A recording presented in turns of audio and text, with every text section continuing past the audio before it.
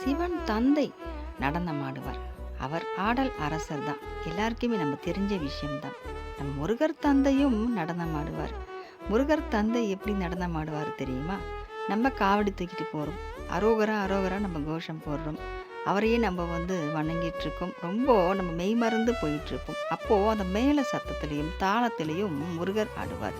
முருகர் நம்ம மனசுல இருந்து ஆட ஆட தான் நாமும் ஆட ஆரம்பிச்சிருவோம். நிறைய முருகர் பக்தர்களை பார்த்துருக்கீங்களா? காவடி தூக்கிக்கிட்டு கந்தனுக்கு வேல் வேல் முருகனுக்கு வேல் வேல் சொல்லிட்டு ஆடிட்டே இருப்பாங்க.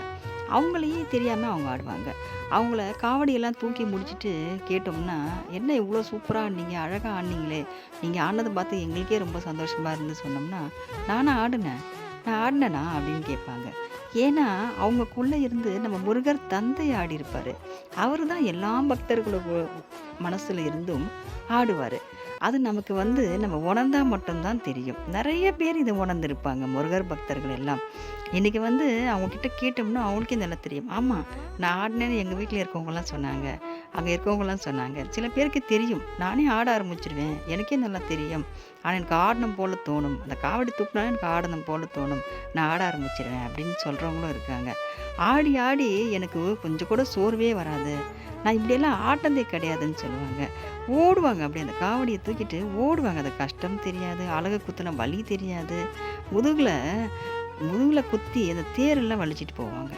அப்போ கூட அவங்களுக்கு அந்த கஷ்டமே தெரியாது. சிரிச்சுக்கிட்டே முருகனை கூப்பிட்டுக்கிட்டே அரோகரா அரோகரான்னு அந்த கோஷத்துலேயே ரொம்ப அற்புதமாக அவங்க அந்த முருகனை பார்க்குறதுக்கு அவ்வளோ ஆர்வமாக போயிட்டுருப்பாங்க.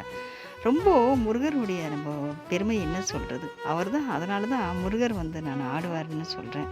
முருகர் நமக்குள்ளே இருந்து ஆடுறதுனால தான் நாமும் ஆடுறோம். நம்ம நினச்சிக்கிட்டு இருக்கோம் நம்ம தான் ஆடுறோம், கிடையாது. முருகர் ஆடுறார் நமக்குள்ளே இருந்து, அதனால தான் நம்ம ஆடிக்கிட்டு இருக்கோம்.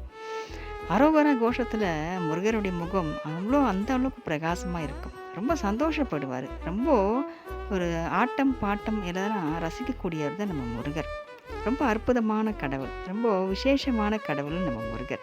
வெற்றிவேல் முருகனுக்கு அரோகரா.